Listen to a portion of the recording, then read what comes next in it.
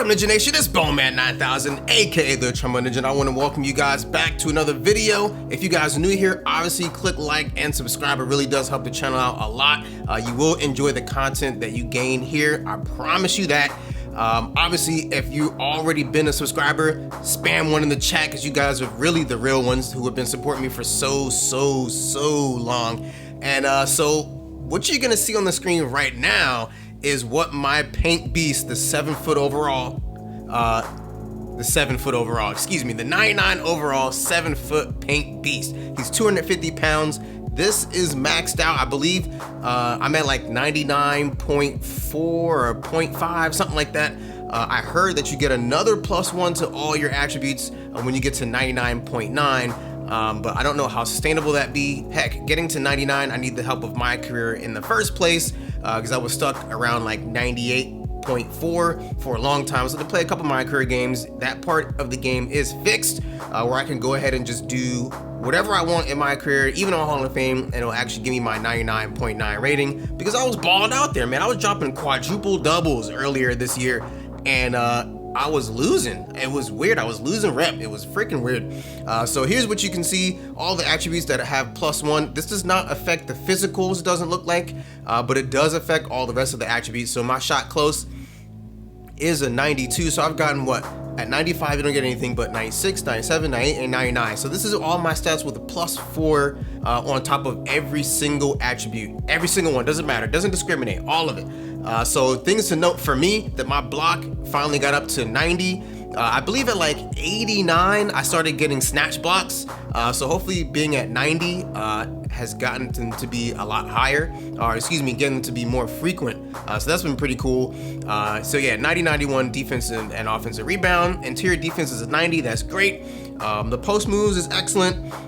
71 for the pass accuracy is great for me as well. Them outlet passes combined with the gold break starter badge and silver needle threader has been excellent. But the things that have really propelled me forward are not even the hook, the post hook. That ain't it, man. At 84, at 7 foot, I think I'm just too short. Most of my post hook shots are just too well contested by players who are like staring me face to face or who are taller than me. Never try a hook shot on players taller than me. It's freaking weird. It never worked out for me. But the standing dunk, oh my God. Getting that standing dunk to 99, boy, once you gather them feet, yam, it's Yam City. Driving dunk 79, it's been great. It'd be great to have it at 80 or above, but I haven't really needed it, man. If I'm going towards the basket and I gather my feet first, and we're gonna talk about that in a little bit, it's been real good. And obviously the close shot, in case it ends up being a layup, like a standing layup, or some other weird shot that's like a jump shot that's like super close. Being able to 92 in that category is freaking fantastic for me.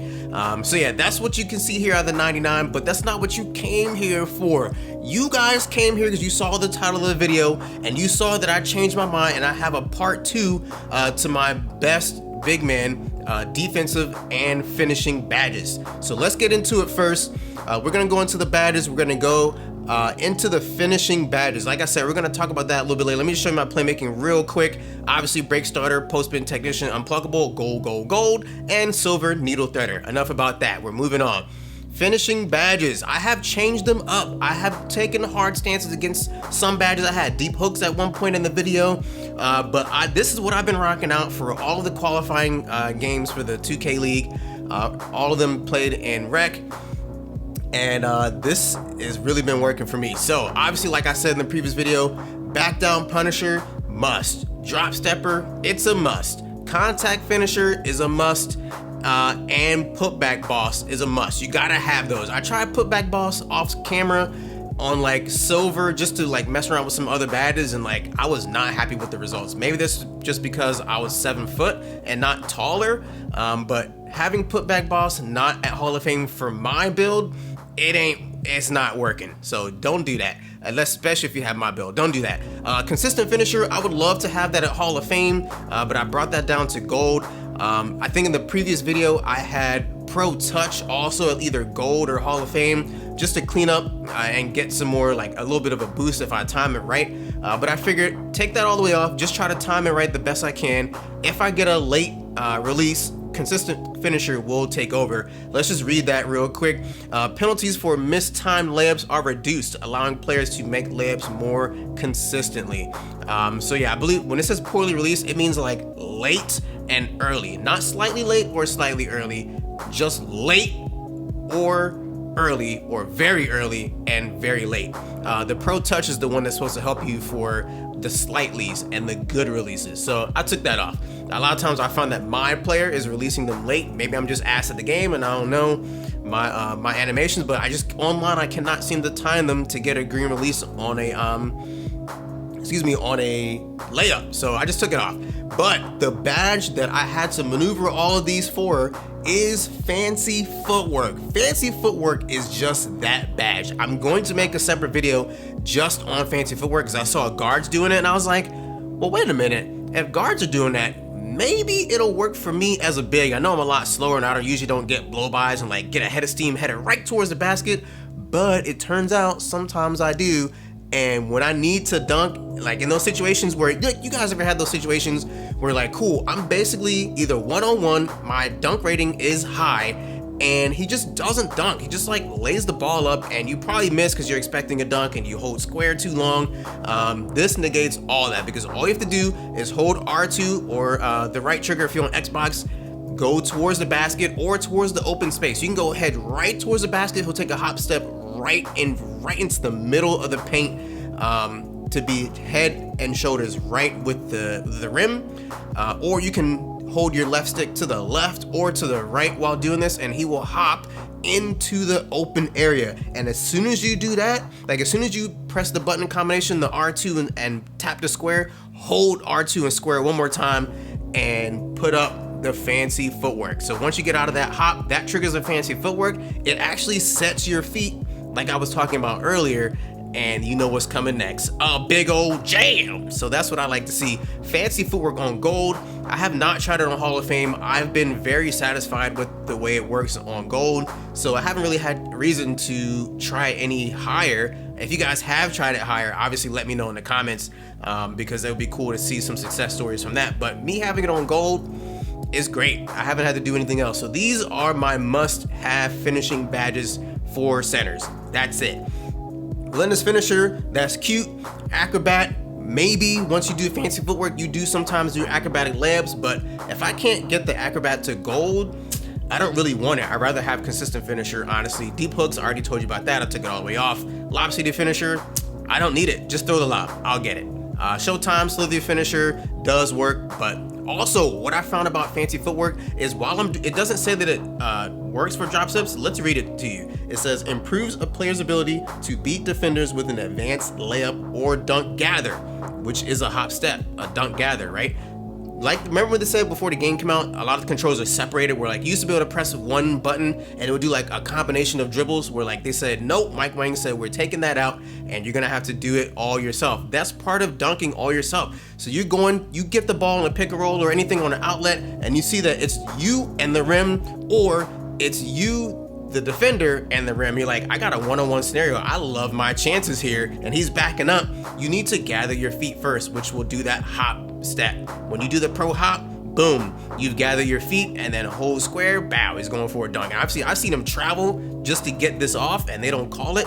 So definitely experiment with that. That's been hella fun. But yeah, I have found that my guy is a lot more crisp while doing the drop steps. Even like you can tell like his steps are very measured when he's doing them, and I feel like I have a lot more control of my player when I'm doing these little moves to get in front of the rim in order to dunk from the post. So like it has some unintended benefits that I think obviously people didn't know, or they didn't say was a benefit, but it did work out. So yeah, we're gonna move on to the defensive badges, but first, while you guys are here, if you have not hit like, what are you waiting for? Like, what are you waiting for? Also, we didn't read the Fancy Footwork. So players get past defenders more efficiently when performing Euro, cradle, hop step, spin, and half spin. The spin and half spin as a center, stop it. you're not going down the lane and then doing a spin to get into your dunk animation. Stop that. You're gonna do a hop right then and there, and boom, Montrez Harrell style, just dunk on your defender. That's all you gotta do. So yeah, that's that. But obviously, like I was saying before, drop a like on the video. This is not the end. We're gonna go into the defense and the rebounding badges coming up next. But if you guys have made it this far, I really appreciate you guys for rocking out with me. And yeah, that's been great. Obviously, also, I would like to know your guys' favorite chips. My favorite chip, if I have to say, is probably the barbecue Pringles. It has to be Pringles, not just any barbecue chip. Like, yeah, those are nice, those are great, cool. If I gotta get them, it's awesome. But my favorite barbecue Pringles. Let me know in the comments below what you guys think about that and what your favorite ones are. It'll be hella cool to talk with you guys about that. But my defense and rebounding badges, here we go. So you might see some changes. I know y'all was in the comments talking about, I can't believe you guys didn't get moving truck. I can't believe you. Blah, blah. Listen, we fixed it, okay? I tried the way it was working before. Obviously, it was working for me when I made that video, but it's not working anymore, so we had to change it up. So obviously, box Hall of Fame, must have. You could probably do it to gold.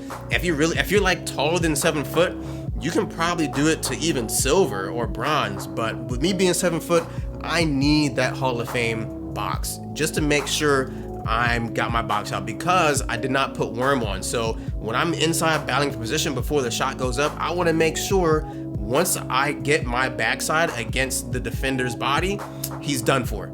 He's not going to come back around because I don't have worm. I don't have time to fight for the position once the ball is in the air. So that's that. Box, must have. Intimidator, obviously must have. We talked about that in the last video. Rebound chaser, Hall of Fame. If you don't have it on Hall of Fame and you're a center, stop it right now. You gotta have it. It's a must have. Rim protector, you don't have to have it on Hall of Fame, but I will tell you, you do. When it says that you're gonna get newer animations for blocks, they mean that shit. I promise you they mean it. So rim protector, Hall of Fame for me. I've been getting snatch blocks. I've been getting, not chase down blocks, that's a different badge, but I've been getting nice, like I just hold R2 and triangle and he just swat the mess out of the ball.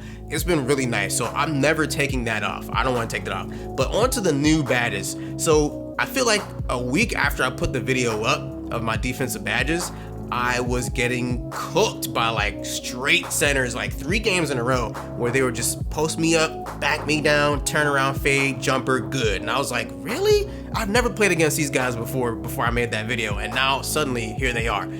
So I put moving truck and post move lockdown both on gold.